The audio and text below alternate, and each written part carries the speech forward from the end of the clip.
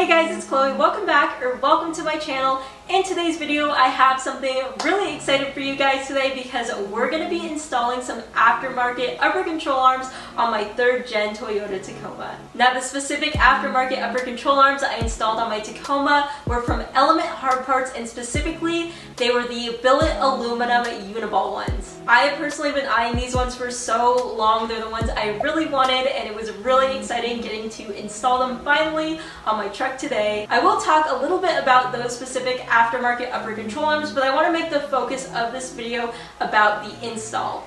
I do want to quickly mention that I think the difficulty of doing this at home is probably somewhere around a medium. It took me about 45 minutes to an hour, I would say, to finish the passenger side, but the driver's side did take me longer because I had to move some stuff around, as you'll see. So that side probably took me more like an hour and a half, but nonetheless, it's not too bad, so let's just get right into it.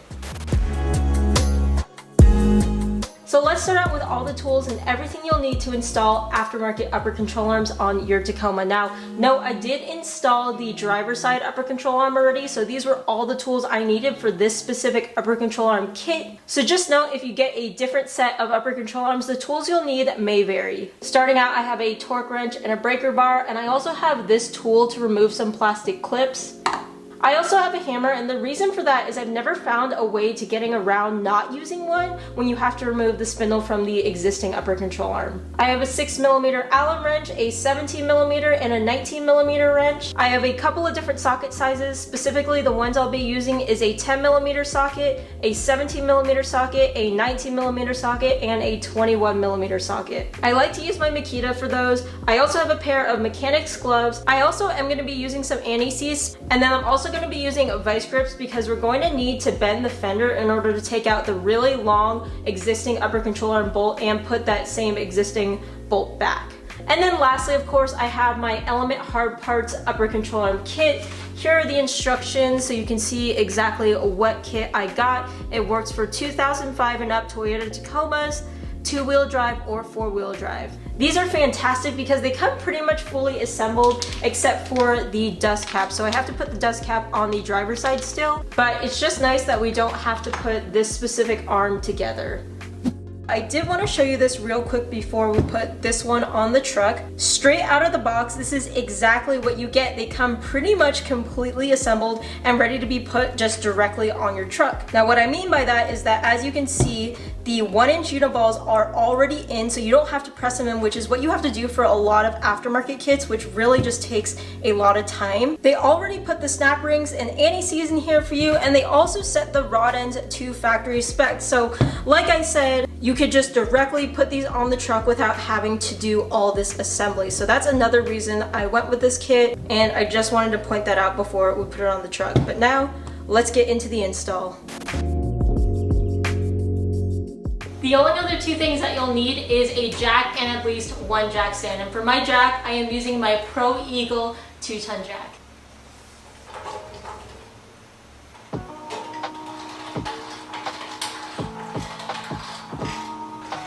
I'm going to jack the truck up enough to where the tire still touches the ground so that I can break the lug nuts loose.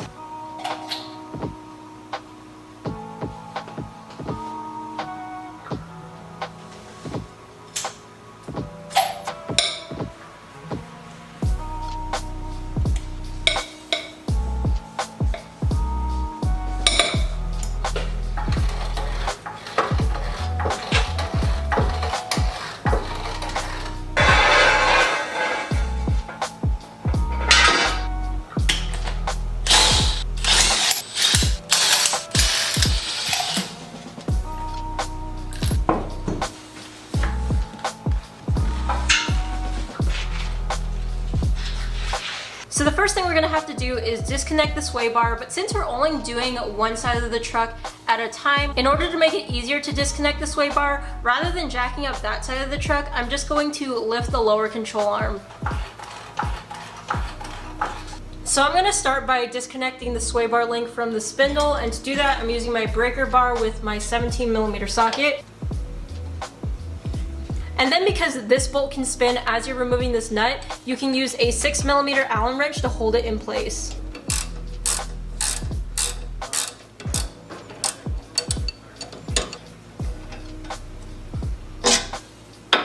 Next, we're gonna remove the old arm from the spindle. So we're gonna remove this cotter pin. And Element's upper control arms come with a taper bolt that has a locking nut, so we're not gonna need to reuse this cotter pin. Now we're gonna remove this castle nut with our breaker bar, and it's a 19mm socket you need for it. And I didn't completely remove this castle nut because when we separate the spindle from the upper control arm, we don't want the upper control arm to completely spring up. So that's why we're leaving it on for now. So to separate these two, on the spindle there's a flat part, and we're gonna hit that with a hammer.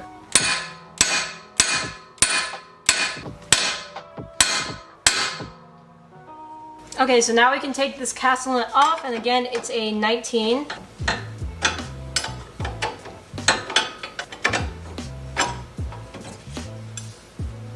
On the upper control arm, we're gonna have to remove this bolt right here, which is just a 10mm.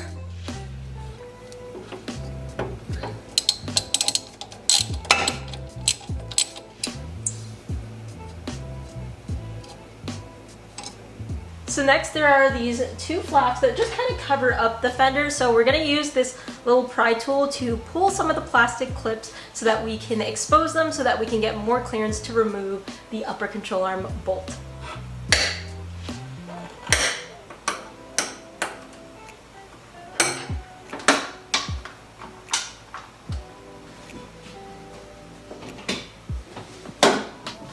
So I just opened up the hood so that we could get a little bit more light back here, but basically there's actually the coolant line and a wiring harness which we can remove by pressing this in with some needle nose pliers. And the whole reason we're gonna have to remove this wiring harness from under the hood is because this bolt, this really long upper control arm bolt, needs to be taken out, so we don't want this in the way.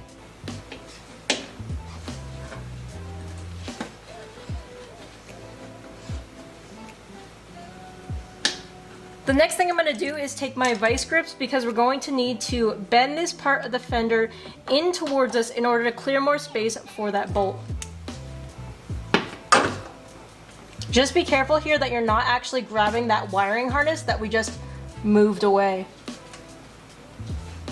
I might need to bend it more, but this is what I have just for now. So removing this really long upper control arm bolt is going to require us to use a 19mm socket. Now the slightly annoying thing here is that I can't get my breaker bar on this end, and as is I can't get my breaker bar on this end, so I'm going to have to do a little bit more bending.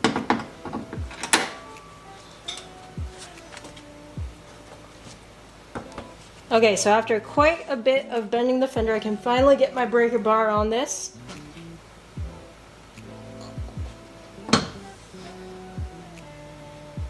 I know that some people will cut this bolt, but you have to replace it, of course, if you're gonna cut it. And I don't know how they put it back in without bending the fender anyways. On this side and the other side, I just decided to keep the stock bolts.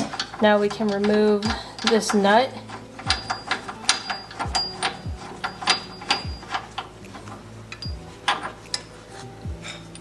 Now we're gonna do our best to remove that long bolt.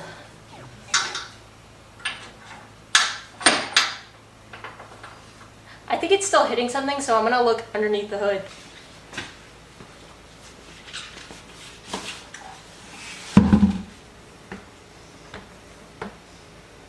And I think there's a wiring harness blocking it, so we're gonna have to move that out of the way. Now if you can see, this was the wiring harness that was in the way of the bolt. I think it's still hitting the fender. Yeah, it's still hitting the fender. Okay, so back underneath the hood, I know it's really hard to tell what we're looking at, so I'm gonna do my best to zoom. But if you look under this line right here, you can see that is the bolt we're trying to remove, and it's still making contact with the fender, so we're gonna have to do some more bending.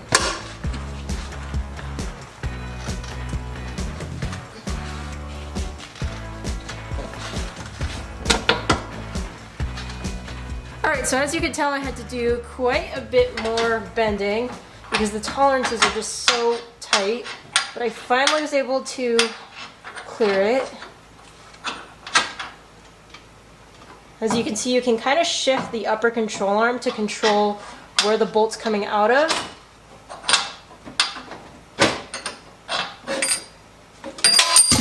And there goes the washer. But here is the bolt.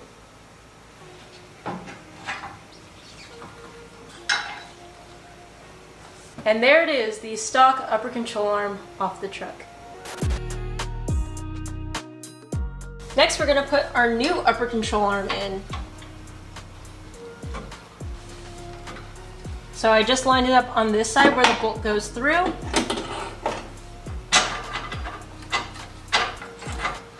I'm gonna put this alignment spacer on at the end over here.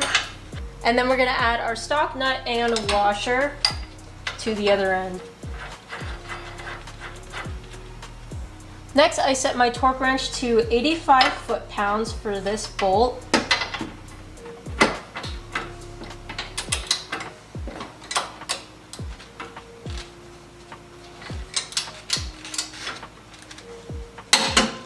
Now I'm going to do my absolute best to kind of bend back the fender. It's definitely not going to be the same as before, but the good thing is that there's a cover for it.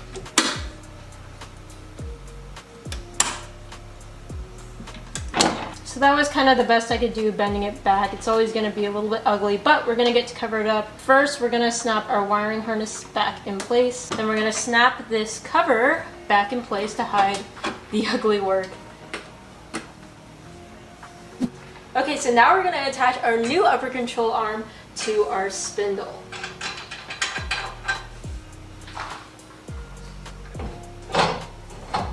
And then this nut from Element right here requires a 21mm socket. And the torque spec for this is 100 foot-pounds.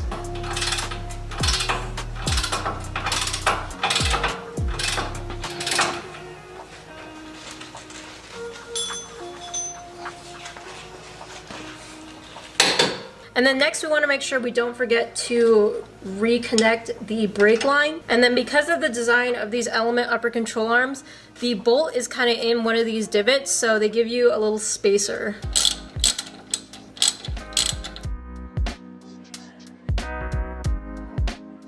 Next we're going to reconnect the sway bar link to the spindle.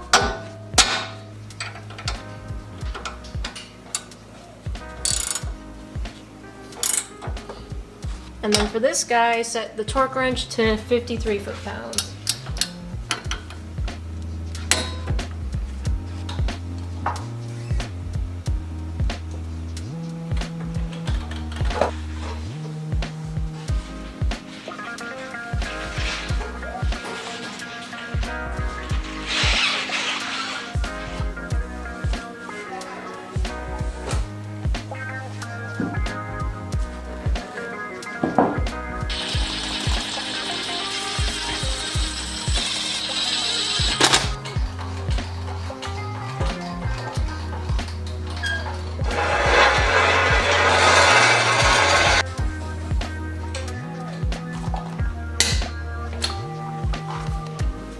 Okay, so the very last thing we need to do before we put the dust caps on is retorque this bolt. Element says they torque it already, but they recommend that you retorque it again to 90 foot-pounds. Now we're gonna put our dust caps on, and as you can see on the back, there's a little slot for the O-ring.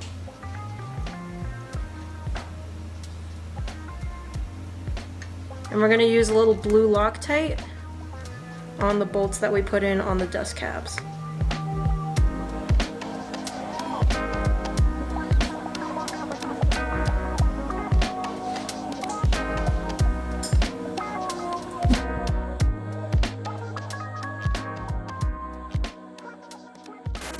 So that's how to install aftermarket upper control arms on a 3rd gen Toyota Tacoma. I hope you guys found this helpful or just entertaining if you're watching for fun. I would say that this wasn't a bad install by any means, but it was a little annoying getting that bolt out and back in. But nonetheless, I think it was a success, and I'm excited to take this truck on the road and on the trails. If you guys like content like this, or you're looking for more details about these specific aftermarket upper control arms, I will make a video on them, but feel free to subscribe. It really does help out the channel. I also have an Instagram you can follow for more content. I was posting in real time as I was doing this install, so if you want to follow me on there and watch my future installs in real time through my Instagram stories, you can follow me. It is at Chloe Kuo Taco. Thanks again for watching, and I'll see you in the next video.